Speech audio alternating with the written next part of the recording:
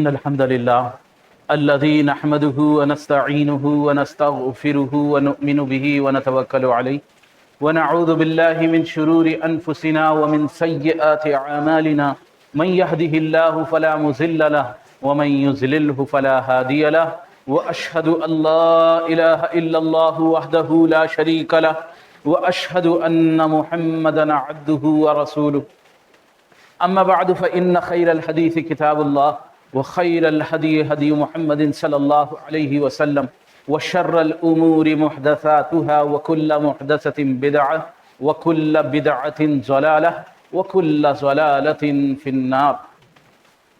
قال الله سبحانه وتعالى في القرآن المجيد والفرقان الحميد: أعوذ بالله العظيم وبوجهه الكريم وسلطانه القديم من الشيطان الرجيم من همزه ونفخه ونفثه واخفض جناحك لمن اتبعك من المؤمنين. وقال سبحانه وتعالى: يا أيها الناس إنا خلقناكم من ذكر وأنثى وجعلناكم شعوبا وقبائل لتعرفوا إن أكرمكم عند الله أتقاكم.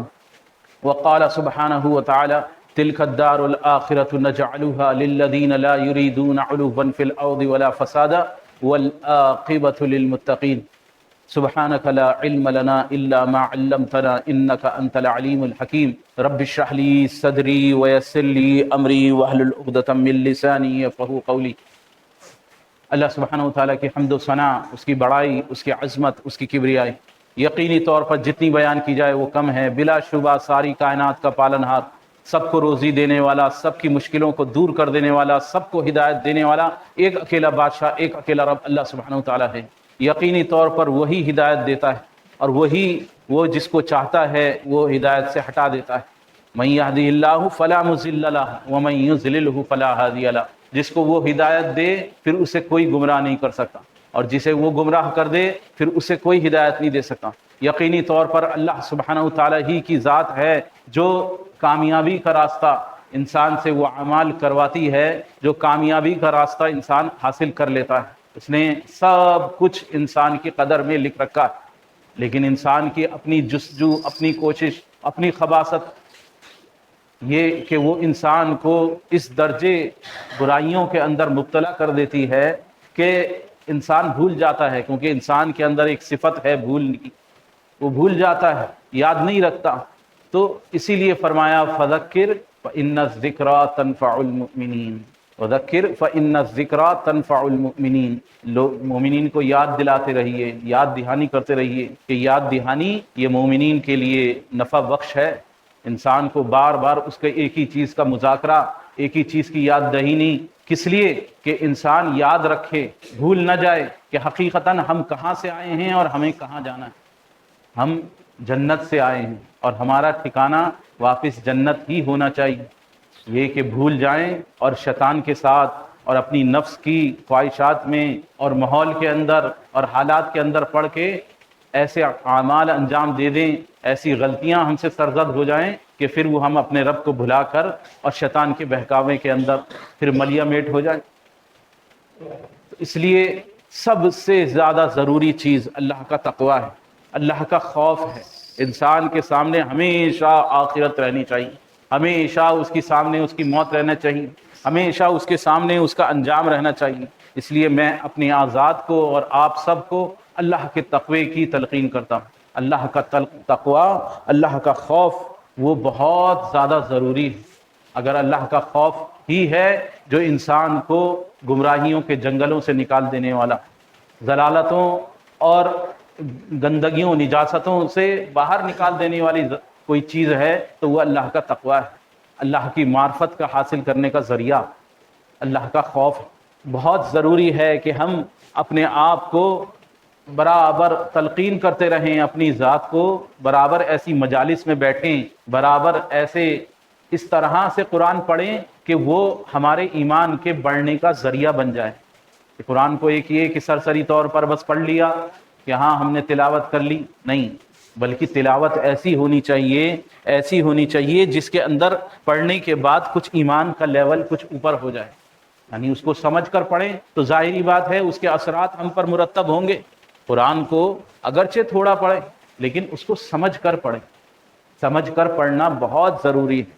اور پھر ایسے مجالس کے اندر، ایسے مذاکروں کے اندر بیٹھنا، آپس میں تذکروں میں، ایسی جگہوں پر بیٹھنا جہاں پر ایمان تازہ ہو جائے، جہاں پر ہمیں اپنی آخرت یاد آ جائے، نہ کہ ایسی چیزوں کے اندر مبتلا ہو جانا جہاں انسان بس بھول جائے پھر آخرت۔ اللہ سبحانہ و تعالیٰ فرما رہا ہے تقوی کے تعلق سے قرآن پاک میں سورہ حشر کے آخر میں، یا ایھا الذین آمنوا اتقوا اللہ، اے وہ لوگوں جو ایمان لائے ہو اللہ سے ڈرو، اللہ کا تقوی اختیار کرو۔ تقوی بن دیکھے جب کوئی موجود نہ ہو، تنہائی میں اللہ سے ڈرنے کا نام کہ کوئی نہیں دیکھ رہا میرے، لیکن میرا اللہ دیکھ رہا ہے، لیکن مجھے ایک دن اللہ کے سامنے حاضر ہونا ہے، مجھے اپنے اعمال کا، اپنے اخلاق کا، اپنے معاملات کا، سب کا ایک دن اللہ کو حساب دینا ہے۔ تو حساب کر لو، اس سے پہلے اپنے نفس کا حساب کر لو، اس سے پہلے کہ اللہ سبحانہ وتعالیٰ تمہارا حساب کرے۔ کہا یا ایھا الذین آمنوا اتقوا اللہ ولتنظر نفس ما قدمت لغد، اپنے نفس کو دیکھو کہ اس نے کل کے لیے کیا تیاری کر رکھی ہے۔ واتقوا اللہ، ڈرو اللہ سے۔ ان اللہ خبیر بما تعملون، یقینی طور پر وہ باخبر ہے، وہ جانتا ہے، وہ خبر رکھنے والا ہے، اس کو سب پتہ ہے جو کچھ تم انجام دے رہے۔ ولا تکونوا کالذین نسوا اللہ فانساہم انفسہم، اور ایسے لوگوں میں سے مت ہو جانا جنہوں نے جو دنیا کی زندگی کے اندر غرق ہو گئے، جو غفلتوں کے اندر پڑ گئے، بس لعب اور لہو، کھیل تماشوں کے اندر لگ کے، لہو و لعب کے اندر لگ کے انہوں نے اپنی آخرت کو برباد کر لیا، اپنے رب کو بھلا بیٹھے۔ اولئک هم الفاسقون، ایسے لوگ ہی حقیقتاً فاسق ہیں، گناہ گار ہیں۔ اللہ سبحانہ و تعالیٰ نے سورہ اعراف کے اندر جہنمیوں کا تذکرہ فرمایا اور جنتیوں کا تذکرہ فرمایا کہ جنتی آواز لگائیں گے جہنم والوں کو، اور جہنم والے آواز لگائیں گے جنتیوں کو، ان کی بات چیت کو ذکر کیا ہے۔ وَنَادَى أَصْحَابُ النَّارِ أَصْحَابَ الْجَنَّةِ، اور آواز لگائیں گے جہنم والے جنتیوں کی طرف کہ دنیا میں تو جان پہچان تھی، جانتے تھے، پہچانتے تھے، ملنا جلنا تھا، یاری دوستی بھی تھی، ملاقاتیں بھی تھیں، سب چیزیں تھیں۔ نَادَى أَصْحَابُ النَّارِ أَصْحَابَ الْجَنَّةِ أَنْ أَفِيضُوا عَلَيْنَا مِنَ الْمَاءِ أَوْ مِمَّا رَزَقَكُمُ اللَّهُ، کہ کچھ جو جنت کے اندر تمہیں نعمتیں ملی ہوئی ہیں، یہاں تو کھولتا ہوا گرم پانی اور آنتوں کو پنگلا دینے والا کھانا ہے، تو کچھ جنت کا پانی ہی ہمیں ہدیے میں بھیج دو، کچھ ادھر کی طرف بہا دو، کچھ پھینک دو ادھر کی طرف۔ ان افیضوا علینا من الماء او مما رزقکم اللہ، یا جو تمہیں اللہ نے روزی دی ہے اس میں سے کچھ دے دو۔ تو جنتی جواب دیں گے قالوا ان اللہ حرمہ علی الکافرین، اللہ سبحانہ و تعالیٰ نے انکار کرنے والوں پر، نافرمانی کرنے والوں پر اس کو حرام کر دیا ہے، اس جنت کے پانی کو، اس جنت کے رزق کو، بھلے ہی دنیا میں ہماری تمہارے ساتھ تعلقات رہے ہوں، معاملات رہے ہوں، لیکن اللہ نے یہاں حرام کر دیا ہے اپنے نافرمانوں پر۔ کن نافرمانوں پر؟ ان کی صفت بیان کی، الذین اتخذوا دینہم لہوا ولعبا وغرتہم الحیات الدنیا، جنہوں نے اپنے دین کو کھیل و تماشا سمجھ رکھا، لہوا ولعبا وغرتہم الحیات الدنیا، اور دنیا کی زندگی کے اندر بس غرق ہو کے رہ گئے تھے، ڈوب گئے تھے اس کے اندر دنیا کی زندگی میں۔ فَالْيَوْمَ نَنْسَاهُمْ كَمَا نَسُوا لِقَاءَ يَوْمِهِمْ هَذَا، پر بھول گئے کہ آج اللہ سے ملاقات کرنی ہے، ایک دن آنا ہے جس دن ملاقات کرنی ہے۔ دنیا کی زندگی کے اندر غرق ہو گئے، دنیا کی زندگی کے اندر ڈوب گئے، بس سمجھ لیا ان ہی الا حیاتنا الدنیا نموت ونحیا وما نحن بمبعوثین، بس یہ دنیا کی زندگی، یہاں ہی جینا، یہاں ہی مرنا، بس میاں جتنے چاہے عیش کر لو، بس 2-4 دن کی زندگی ہے، کھیل لو، ہنس لو، کھیل لو، بس اس کے اندر ہی ڈوب جاؤ۔ انجام سے بے خبر، یا انجام کو پسے پشت ڈال دینے والے، انجام کو بھلا دینے والے، انجام کو بھلا کر زندگی گزارنے والے، ایک ایسی حقیقت جس کا کافر بھی منکر نہیں ہے، وہ موت ہے۔ ایک دن دنیا کی زندگانی ختم ہو جانے والی ہے، کتنی بھی اچھی گزر جائے، کتنی بھی بہترین گزر جائے، ایک دن یہ چھن جانے والی ہے۔ دنیا کی زندگی کتنی ہی خراب گزرے، کتنی ہی تکلیفوں میں گزرے، کتنی ہی بیماریوں میں گزرے، کتنی ہی اذیتوں کے ساتھ گزرے، کتنی ہی ذلتوں کے ساتھ گزرے، کوئی کچھ بھی دنیا میں ہم کو نہ سمجھے، لیکن حقیقتاً اگر آخرت کے اندر کامیابی مل گئی، اولئک هم الفائزون، ایسے لوگ کامیاب ہو گئے۔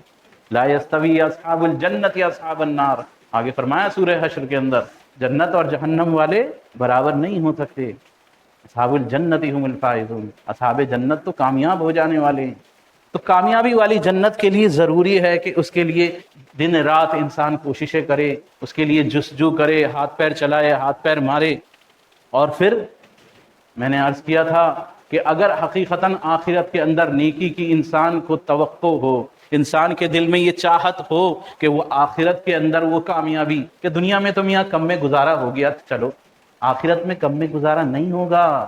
جنت کے اندر جو نعمتیں ملنے والی ہیں وہ ایک چھوٹے درجے کے جنتی کو اگرچہ غم نہیں ہوگا، کیونکہ جنت کے اندر غم نہیں ہے، لیکن وہاں صرف ساری نیکیاں برابر آ جانے کے باوجود ایک بار سبحان اللہ کہنے کی وجہ سے جو دوسرے اعلیٰ درجے کے جنتی کو حاصل ہوگا، اس کی وجہ سے اس کے دل میں احساس گزرے گا لمحے بھر کے لیے، اگرچہ وہ مٹا دیا جائے گا، لیکن ایک جنت کے درجے اور دوسرے جنت کے درجوں میں ستاروں کے مانند دوری ہوگی، کہ وہ جو ستارہ آسمان میں نظر آ رہا ہے وہ ہے اعلیٰ درجے کی جنت، ایک جنت سے دوسرے جنت کی اتنی دوری، ہائی کلاس اور ہائی کلاس۔ تو جنت کے اندر اگر انسان اعلیٰ درجوں میں پہنچنا چاہتا ہے تو وہ اعمال انجام دے، وہ کوششیں کرے، پھر اس کے حساب سے ہاتھ پیر مارے، اپنی طرف سے کوشش کرے، اللہ نے راستے کھول رکھے ہیں۔ اور میں نے عرض کیا تھا دعوت و تبلیغ کے تعلق سے، گزشتہ 3 جمعوں سے دعوت تبلیغ کے تعلق سے میں باتیں عرض کر رہا ہوں کہ وہ طریقہ ہے جو اعلیٰ درجوں میں پہنچنے کا طریقہ ہے، وہ طریقہ ہے جس کے اندر انسان، مثال دی تھی کہ فرض نماز انسان 1 پڑھ سکتا ہے، 10 پڑھنا چاہتے ہو نہیں پڑھ سکتے، لیکن اس کا اجر حاصل کرنا چاہتے ہو کر سکتے ہو، راستہ ہے۔ 10 لوگوں کو دعوت و تبلیغ کرو، 10 لوگوں کو ہاتھ پکڑ کے لے آؤ مسجد، ان کو تلقین کرو، جو نہیں پڑھ رہے ہیں ان کی طرف، جو غفلت برت رہے ہیں ان کی طرف، تو ان کو تو ان کا اجر پورا ملے گا، لیکن اس دعوت دینے والے، اس کوشش کرنے والے، اس کے اعمال نامے میں نیکیوں کا اضافہ ہو جائے گا۔ علی رضی اللہ تعالیٰ عنہ کا قول ہے کہ سرخ اونٹوں سے افضل ہے تیرا ایک شخص کا ہدایت پر آ جانا، کسی ایک شخص کو راہ راست پر لے آنا، یہ تیرے لیے سرخ اونٹوں سے، جو عرب کے اندر جو مرسیڈیز کار، BMW کار، اس سے بھی زیادہ قیمتی چیز سرخ اونٹ ہوتے تھے، ان کے اونٹ کی ویلیو تھی، تو کہا اس سے بھی افضل ترین چیز کسی ایک شخص کو ہدایت پر لے آنا، کسی ایک شخص کو تیرے ذریعے ایک شخص ہدایت پر آ جائے، یہ بہت بڑی کامیابی کی بات۔ لیکن ان سب کے باوجود، ان سب کے ساتھ، انسان کے اندر جو پیچھے باتیں گزری ہیں ان میں ایک بات یہ بھی آئی تھی کہ تکبر نہیں ہونا چاہیے، عاجزی ہونی ضروری ہے۔ ایک دعوت دینے والے کے اندر یہ صفت ضروری ہے کہ اس کے اندر کسی طرح کی اپنی بڑائی موجود نہ ہو، اپنے اندر اپنے آپ کو کمتر سمجھ کے چلے کہ میں تو اس لیول کا، ہم کیوں کسی کے گھر کے برتن دھونے لگے، ہم کیوں کسی کے ہاتھ پیر دبانے لگے، میں کیوں کسی کے گھر چل کر جاؤں، میں کیوں کسی کے آگے ہاتھ پیر جوڑوں، میں کیوں جھکوں۔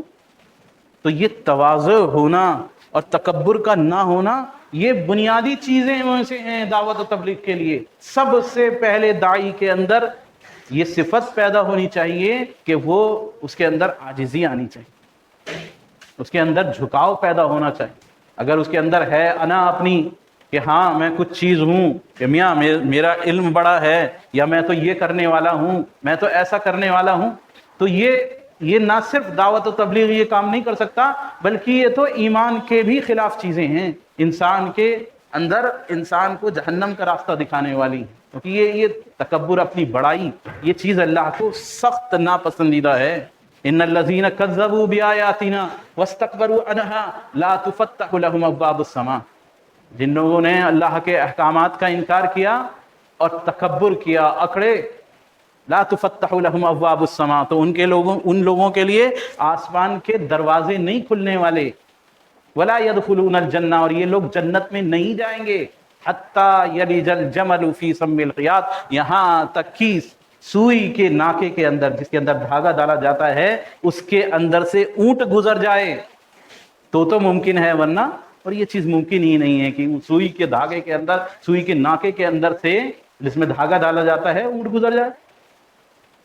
فرمایا ابو ہریرہ رضی اللہ تعالی، صحیح بخاری صحیح مسلم کی روایت ہے کہتے ہیں فرمایا رسول اللہ صلی اللہ علیہ وسلم نے، اللہ سبحانہ و تعالیٰ کا فرمان ہے، حدیث قدسی ذکر کرتے ہیں ابو ہریرہ رضی اللہ تعالیٰ عنہ، رسول اللہ صلی اللہ علیہ وسلم اللہ سبحانہ و تعالیٰ سے روایت کرتے ہیں، کہتے ہیں کہ فرمان ہے اللہ سبحانہ و تعالیٰ کا، عزت میرا لباس ہے اور کبر، تکبر، کبر یہ میری چادر ہے، بس اس میں سے جو کوئی شخص اس میں سے ایک چیز کو مجھ سے چھینے گا میں اسے عذاب دوں گا، عذاب کے اندر داخل کروں گا۔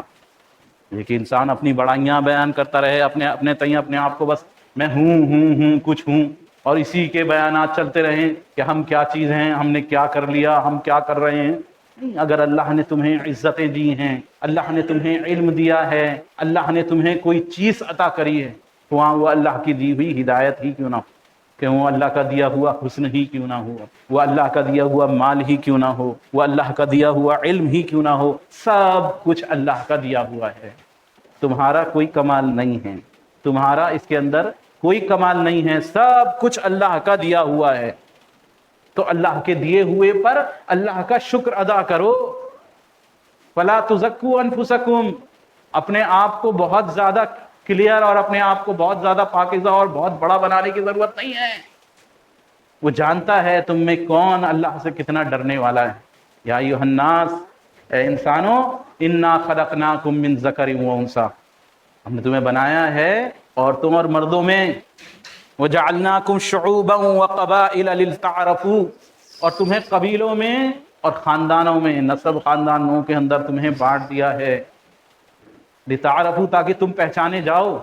یہ تمہاری پہچان کے لیے اللہ سبحانہ و تعالیٰ نے تمہارے اندر الگ الگ خاندان رکھے ہیں، الگ الگ برادریاں، الگ الگ خاندان، الگ الگ قبیلے، یہ سب کچھ اللہ سبحانہ و تعالیٰ نے تمہاری پہچان کے لیے رکھے ہیں۔ یہ اصل عزت کی چیز نہیں ہے۔ ان اکرمکم عند اللہ اتقاکم، اللہ کی یہاں عزت دار وہ ہے جو تم میں جتنا زیادہ پرہیزگار ہے، جتنا زیادہ اللہ کا تقوی رکھنے والا ہے، جتنا زیادہ اللہ سے خوف کھانے والا ہے، وہی عزت دار ہے۔ تو اللہ کا تقوی اصل ہے، اپنی بڑائی اصل نہیں ہے۔ اللہ کے رسول صلی اللہ علیہ وسلم، آپ انبیاء ہیں، آپ نبی ہیں، اور تمام نبیوں کے امام ہیں، بے تاج بادشاہ ہیں۔ روایتوں میں آتا ہے کہ کوئی مدینے کی کوئی باندھی، کوئی غلام عورت، وہ اللہ کے رسول صلی اللہ علیہ وسلم کا ہاتھ پکڑ کر آپ کو جہاں چاہتی وہاں لے جاتی۔ بہت بڑی چیز، اپنے آپ کو اللہ کے رسول صلی اللہ علیہ وسلم نے اس طرح نہیں بنا کے رکھا تھا صحابہ کے بیچ میں کہ ہاں میں کچھ ہوں۔ آج ہم کہاں ہیں؟ ہم اپنے آپ کا محاسبہ کریں کہ ہم کہاں ہیں، غور کریں اپنے آپ پر۔ اللہ کے رسول صلی اللہ علیہ وسلم چھوٹے راہ چلتے بچوں کو، انس رضی اللہ تعالیٰ عنہ روایت کرتے ہیں کہ راہ چلتے بچوں کو اللہ کے رسول صلی اللہ علیہ وسلم سلام کیا کرتے تھے۔ اور آج ہم نے کیا، ہمارا کیا معاملہ ہے؟ آج ہمیں لگتا ہے کوئی ہماری بڑائی کا چیلنج، کسی نے ہماری بڑائی کو چیلنج کر دیا ہے، کوئی ہمارے اگر خلاف کوئی بات کہہ جائے، کوئی ہماری بات کا انکار کر دے، تو لگتا ہے کہ ہماری عزت پتہ نہیں کہاں گئی۔ مسجد میں آتے ہیں، نماز پڑھتے ہیں، اور کیا کہہ کر نیت باندھتے ہیں؟ اللہ اکبر۔ کیا کہتے ہیں؟ اللہ اکبر۔ یہ جملہ نہیں ہے خالی، بے مطلب کوئی ایک بات نہیں ہے جس کا کوئی مطلب نہ ہو۔ اللہ سب سے بڑا ہے، اعلان کرتے ہیں ہر رکن کے اندر، رکوع میں، سجدے میں، ہر رکن کے اندر اعلان کرتے ہیں کہ اللہ ہی سب سے بڑا ہے، اللہ اکبر۔ لیکن نماز سے جب فارغ ہوتے ہیں تو ہمیں اپنی بڑائی کا خیال ہوتا ہے، ہمیں اپنا اسٹیٹس نظر آتا ہے، ہمیں اپنی حیثیت کی، ہماری حیثیت سے نیچے کی بات ہے کہ ہم یہ کریں۔ تو وہ عاجزی کی ضرورت ہے، نہیں تو دعوت و تبلیغ تو دور کی بات ہے، انسان کا ایمان والا معاملہ بھی گڑبڑ ہے۔ ہمارے جہنمیوں میں سب سے زیادہ جو لوگ ہوں گے، یا جہنمیوں میں جو لوگ جانے والے ہیں، جہنم نے کہا، حدیث میں آتا ہے کہ جہنم نے کہا کہ میرے اندر متکبر، سرکش قسم کے لوگ میرے اندر داخل ہوں گے، جن کے اندر برائی اور تکبر سر چڑھ کر بولے۔ اللہ کے رسول صلی اللہ علیہ وسلم کی سادگی کا کیا حال تھا۔ صحیح مسلم کی روایت ہے، ابو رفاعہ صحابی ہیں، تمیم بن اسود رضی اللہ تعالیٰ عنہ، وہ کہتے ہیں کہ میں مدینہ منورہ آیا تو میں نے دیکھا کہ اللہ کے رسول صلی اللہ علیہ وسلم، میں آپ کی مسجد میں داخل ہوا تو دیکھا کہ رسول اللہ صلی اللہ علیہ وسلم خطبہ فرما رہے ہیں۔ کیا کر رہے ہیں؟ خطبہ دے رہے ہیں۔ میں نے کہا اے اللہ کے رسول صلی اللہ علیہ وسلم سے کی طرف مخاطب ہو کر کہ ایک مسافر ہے جو اپنے دین کے بارے میں نہیں جانتا ہے کہ اس کے دین میں کیا احکامات ہیں، اس دین پر عمل کیسے کیا جائے، اس کے بارے میں نہیں جانتا ہے۔ اللہ کے رسول صلی اللہ علیہ وسلم میری طرف متوجہ ہوئے، یہاں تک کہ اللہ کے رسول صلی اللہ علیہ وسلم خطبہ چھوڑ کر میرے قریب آ گئے، یہاں تک کہ آپ کے لیے کرسی لائی گئی، اور پھر آپ نے مجھے وہ احکامات سکھائے جو اللہ سبحانہ و تعالیٰ نے آپ کو عطا کیے تھے۔ ایک شخص آیا ہے، انجان آدمی، نیا آدمی بالکل، اور اللہ کے رسول صلی اللہ علیہ وسلم اپنا خطبہ چھوڑ کے اس کی طرف متوجہ ہو گئے، اس کے پاس آ کے اسے وہ دین سکھا رہے ہیں، احکامات سکھا رہے ہیں۔ فرمایا کہ جب مجھے سکھا چکے تو پھر اللہ کے رسول صلی اللہ علیہ وسلم نے جا کے اپنے خطبے کا آخر کیا، اپنا خطبہ ختم کیا۔ یہ ہمارے نبی کا اسوہ اور یہ ہمارے نبی کی زندگی ہے۔ آج ہم اپنے آپ کو، اپنے اندر وہ تکبر، وہ گھمنڈ، وہ سب چیزیں، برائیاں اتنی زیادہ، دنیا کو اتنا زیادہ ہم نے اپنے اندر غالب کر لیا ہے، اپنی برائیوں کو اپنے اوپر اتنا زیادہ چڑھا لیا ہے کہ وہ دین کے معاملات تو دور کی بات ہے، یہ کہ ہم خود دین پر عمل کرنے والے ہوں، دوسروں کو بھی دور کرتے ہیں کہ یہ مسلمان یہ اخلاق میں سب سے زیادہ برے ہیں، ان کے اخلاق خراب ہیں۔ کوئی کیا دین کے اندر کچھ حاصل کرے گا جب اس کے اخلاق ہی درست نہ ہو؟ کوئی شخص دعوت کیسے قبول کر سکتا ہے جب اس کے اندر نرمی والا معاملہ نہ ہو؟ یہ نرمی ہی ہے جو جوڑنے والی ہے۔ اللہ کے رسول صلی اللہ علیہ وسلم کو حکم دیا اللہ سبحانہ و تعالیٰ نے، وَاخْفِضْ جَنَاحَكَ لِمَنِ اتَّبَعَكَ مِنَ الْمُؤْمِنِينَ، اپنے آپ کو نرم بنا دیجئے، اپنے کندھوں کو جھکا دیجئے، اپنے اندر عاجزی لائیے، اپنے پیروکار جو آپ کو فالو کرنے والے ہیں، اپنے فالوورز کے ساتھ نرمی کا معاملہ کیجئے۔ پیچھے دعوت و تبلیغ کے تعلق سے بہت ساری باتیں میں یہ بات آئی تھی کہ فوراً رزلٹ کی تمنا اور گھبرا کر کسی کے بارے میں فیصلہ کر دینا، یہ سب چیزیں ہمارے اپنے غرور و تکبر سے ہی جڑی ہوئی ہیں۔ یہ سمجھ لیں کہ ہدایت جو ہے وہ اللہ کی دی ہوئی ہے، دوسروں کو بھی اللہ ہدایت دینے والا ہے، اور مجھ کو جو ملی ہے وہ بھی اللہ ہی کا انعام ہے۔ میرا کمال نہیں ہے کہ میں نماز پڑھنے آ گیا، میرا کمال نہیں ہے کہ مجھے ہدایت مل گئی۔ اللہ سبحانہ وتعالیٰ جب چاہتا ہے جس کے دل سے ہدایت کو کھینچ لیتا ہے۔ اور ایک شخص کا واقعہ میں نے کئی بار آپ کے سامنے عرض کیا ہے، وہ شخص جو رسول اللہ صلی اللہ علیہ وسلم کے ہاتھ پر ایمان لے کر آئے۔ بھلا بتائیے اس شخص کے ایمان کا کیا حال ہوگا جس نے رسول اللہ صلی اللہ علیہ وسلم پر وحی کو اترتے ہوئے دیکھا ہو، حالت ایمان کے اندر وحی کو اترتے ہوئے دیکھا ہو، اور پھر وہ کاتب وحی میں سے ہو، اللہ کے رسول صلی اللہ علیہ وسلم کی وحی کو لکھنے والوں میں شامل ہو، تو کیا خیال ہے آپ کا کہ وہ اس کا ایمان کا کیا کیپیسٹی ہوگی، اس کے ایمان کی کیا حالت ہوگی؟ ہائی کلاس اس کا ایمان ہوا، ہائی کوالٹی کا اس کا ایمان ہوگا؟ ہم تو اللہ کے رسول صلی اللہ علیہ وسلم کے زمانے سے بہت دور ہیں، لیکن آج ہمارے دلوں میں یہ خیال جم گیا ہے، خیال شاید گھس گیا ہے کہ بس یہ تو ہم مسلمان ہیں تو یہ شاید کوئی ہمارا کمال ہے، ہم نماز پڑھتے ہیں تو شاید ہم نے کوئی احسان کر دیا ہے، شاید اللہ پر احسان کر دیا ہے۔ ہم اپنے آپ کو کوئی بہت بڑی شے سمجھنے لگتے ہیں۔ جو لوگ نماز نہیں پڑھتے، ہم یہ سمجھتے ہیں، ہم خیال ہی نہیں کرتے کہ یہ اللہ کا شکر ہے، اللہ کا شکر ادا کرنا چاہیے، اللہ سے ہدایت مانگنی چاہیے۔ پیچھے عرض کیا تھا کہ برابر دعا کرتے رہنا چاہیے کہ ربنا لا تزغ قلوبنا بعد اذ ہدیتنا وہب لنا من لدنک رحمہ، اے اللہ تو میرے دل سے اس ہدایت کو نہ نکال، میرے دل کو نہ پلٹ، جب تو مجھے ہدایت عطا کر دے تو میرے دل کو واپس نہ پلٹ، اپنی رحمت مجھ کو عطا کر دے۔ تو وہ شخص جو کاتب وحی تھا، اس کے سامنے اللہ کے رسول صلی اللہ علیہ وسلم پر وحی نازل ہوئی۔ سورہ نور کی شروع کی آیتیں، وَلَقَدْ خَلَقْنَا الْإِنسَانَ مِنْ سُلَالَةٍ مِّن طِينٍ، 18ویں پارے کے پہلے صفحے پر ہی نیچے کی طرف دیکھیں گے تو یہ آیتیں ملیں گی، وَلَقَدْ خَلَقْنَا الْإِنسَانَ مِنْ سُلَالَةٍ مِّن طِينٍ۔ اللہ سبحانہ وتعالیٰ نے انسان کی پیدائش کا ذکر کیا کہ ہم نے انسان کو مٹی سے کس طرح پیدا کیا ہے۔ وَلَقَدْ خَلَقْنَا الْإِنسَانَ مِنْ سُلَالَةٍ مِّن طِينٍ ثُمَّ جَعَلْنَاهُ نُطْفَةً فِي قَرَارٍ مَّكِينٍ ثُمَّ خَلَقْنَا النُّطْفَةَ عَلَقَةً فَخَلَقْنَا الْعَلَقَةَ مُضْغَةً فَخَلَقْنَا الْمُضْغَةَ عِظَامًا فَكَسَوْنَا الْعِظَامَ لَحْمًا ثُمَّ أَنشَأْنَاهُ خَلْقًا آخَرَ۔ یہ آیتیں اللہ کے رسول صلی اللہ علیہ وسلم پر نازل، انسان کی پیدائش کا ذکر کہ کس طرح اس کو مٹی سے اللہ سبحانہ وتعالیٰ نے پیدا کیا ہے، کس طرح وہ ایک نطفے کی شکل میں، ایک جمی ہوئی منی کی شکل میں تھا، پھر اللہ نے اس منی کو جمایا خون کے لوتھڑے میں، پھر اس کے اندر اللہ سبحانہ وتعالیٰ نے ہڈیوں کو ڈالا، اس کے اندر کھال کو چڑھایا، پھر اس کی شکل و صورت عطا کی اور اس کو بہترین شکل و صورت میں بنا کے اللہ سبحانہ وتعالیٰ نے دنیا میں لے آیا۔ اللہ نے انسان کی پیدائش کا ذکر کیا ہے۔ تو یہ شخص جو ہے جو کاتب وحی تھا، تو یہ اس نے جب یہ آیتیں لکھنے کے لیے جب سنی، اللہ کے رسول صلی اللہ علیہ وسلم نے فرمایا کہ یہ لکھو، یہ آیتیں نازل ہو رہی ہیں، تو اس کے منہ سے بے ساختہ نکلا فتبارک اللہ احسن الخالقین۔ بس کیا بہترین ذات ہے، بابرکت وہ ذات ہے جس نے یہ بہترین بنایا ہے، وہ بہترین بنانے والا بڑا بابرکت ہے۔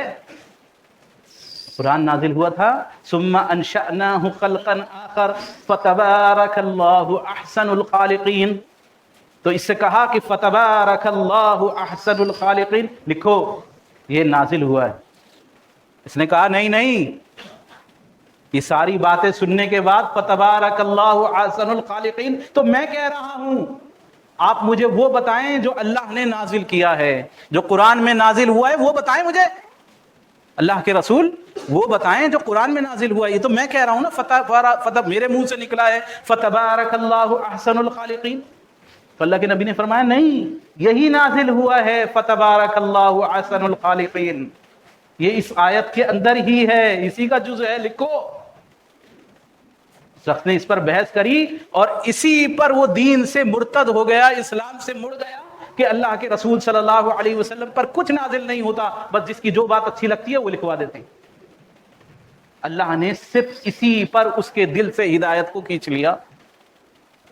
اللہ یہ کہ مفسرین نے لکھا ہے کہ آخر زمانے میں وہ واپس اسلام لے آیا تھا، اپنی موت سے پہلے وہ واپس مسلمان ہو گیا تھا۔ لیکن ذرا اس واقعے سے یہ خیال کیجئے کہ ایک شخص جو اتنا اعلیٰ درجے کا، اتنا اعلیٰ مقام کا شخص ہے، اس شخص بھی ہدایت سے ہٹ سکتا ہے، تو پھر ہماری اور آپ کی کیا حیثیت، کیا وقت۔ تو اس لیے اللہ نے اگر ہمیں عطا کیا ہے تو اس پر کوئی تکبر نہیں، کوئی ہماری بڑائی نہیں۔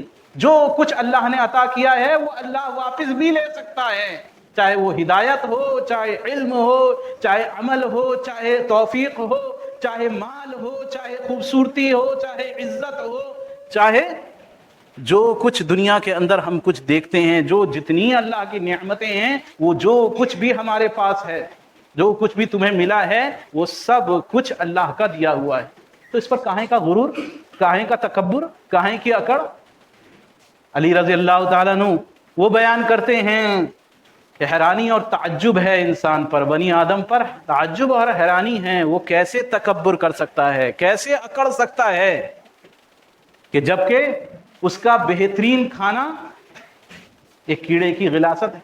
کیا ہے؟ شہد، رطوبت ہی تو ہے، شہد کی مکھی کی رطوبت، جس کا بہترین کھانا ایک کیڑے کی غلاست ہے، اور جس کا بہترین کپڑا وہ بھی ایک کیڑے کی غلاست ہے، شہد کے وہ ریشم کا جو ہے وہ بھی ایک کیڑے کے ذریعے نکلتا ہے، اس کی غلاست، وہ بھی ریشم کا کیڑا بناتا ہے۔ تو کس بات پر تکبر ہے؟ صبح شام 2 بار وہ اپنی غلاست پر، اپنی گندگی پر جو پخانے آتا جاتا ہو اس پر بیٹھتا ہو اور پھر تکبر کرے، پھر اکڑ کرے، کس بات کی اکڑ ہے؟ تو اس لیے دعوت و تبلیغ کرنے والا ہو یا ایک عام مسلمان جو بیچارہ نہیں جانتا ہے، نہیں علم رکھنے والا ہے، ہر ایک کو تکبر سے کوسوں دور رہنے کی ضرورت ہے، اپنے آپ کے اندر عاجزی پیدا کرنے کی ضرورت ہے، بار بار مذاکرہ اور تذکرہ کرنے کی ضرورت ہے اس ایمان کو بڑھانے کے لیے۔ ذکر فإن الذکریٰ تنفع المؤمنین وذکر فإن الذکریٰ تنفع المؤمنین، بار بار یاد دلاتے رہیے کہ یاد دلانا ایمان والوں کے لیے فائدہ مند ہے۔ اللہ سبحانہ وتعالیٰ سے دعا ہے کہ اللہ سبحانہ وتعالیٰ ہر طرح کے تکبر سے، ہر طرح کی اکڑ سے، ہر طرح کی برائیوں سے العالمین ہم سب کو محفوظ فرمائیں۔ العالمین اے رب العالمین ہماری اور ہمارے اہل خانہ کی العالمین تمام برائیوں سے العالمین ہماری حفاظت فرما۔ العالمین ہر طرح کی دنیا اور آخرت دونوں جہانوں کی تمام بلاؤں، آفتوں، بیماریوں اور پریشانیوں کو العالمین ہم سے اور ہمارے اہل خانہ سے اور تمام مسلمانوں سے العالمین دور فرما دے۔ اے رب العالمین جو بیمار ہیں العالمین ان کو العالمین اپنے غیب سے العالمین شفاء عاجلہ کاملہ دائمہ عطا فرما۔ ربی اشفنی واشف مرضانا ومرضى المسلمین۔ اے اللہ جن لوگوں نے دعاؤں کے لیے کہا ہے العالمین ان کے کسی طرح کے کوئی ساتھی، کوئی رشتہ دار بیمار ہیں العالمین، اے اللہ تو سب کچھ جاننے والا ہے، اے اللہ سب کچھ تیرے ہاتھ میں ہے، اے اللہ شفا تو ہی دینے والا ہے، اے اللہ صحت تیری ہی دی ہوئی عطا ہے العالمین، اے اللہ تیری نعمت پر ہمیں شکر گزاری کرنے والا بنا دے العالمین۔ ہمارے تمام بیماروں کو العالمین تو شفاء عاجلہ کاملہ دائمہ عطا فرما۔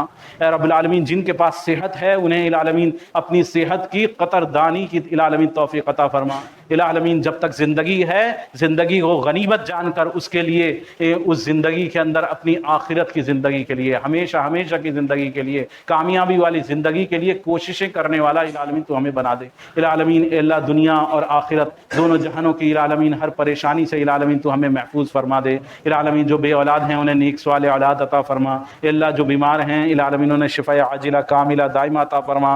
اے رب العالمین جو پریشان حال ہیں، مقروض ہیں یا کسی بھی طرح سے کسی پریشانی میں مبتلا ہیں العالمین، اے اللہ سب کی پریشانیوں کو ہدایت کے ساتھ العالمین دور فرما دے العالمین۔ اے اللہ خیر و بھلائی کے فیصلے فرما دے العالمین۔ جو بے نکاح ہیں اے رب العالمین لڑکے لڑکیاں العالمین ان کے لیے بہترین جوڑے دین اور دنیا کے اعتبار سے العالمین عطا فرما دے العالمین۔ اے اللہ جو بے اولاد ہیں انہیں نیک صالح اولاد عطا فرما دے اے رب العالمین۔ جو بے روزگار ہیں العالمین انہیں اپنے از غیب سے العالمین بہترین روزی، حلال پاک طیب رزق العالمین ہدایت کے ساتھ عطا فرما دے اے رب العالمین۔ ہماری روزیوں میں برکتیں عطا فرما دے العالمین، ہماری پریشانیوں کو دور فرما دے العالمین۔ ہمیں دنیا اور آخرت دونوں جہانوں کی العالمین سرخروئی نصیب فرما دے العالمین۔ ہماری تمام دعاؤں کو محض اپنے فضل و کرم سے قبول فرما، آمین یا رب العالمین۔ سبحانک اللہم و بحمدک نشہد ان لا الہ الا انت نستغفرک و نتوب الیک۔ استغفر اللہ لقولی ھذا ولسائر المؤمنین من کل ذنب واستغفروا انہ هو الغفور الرحیم۔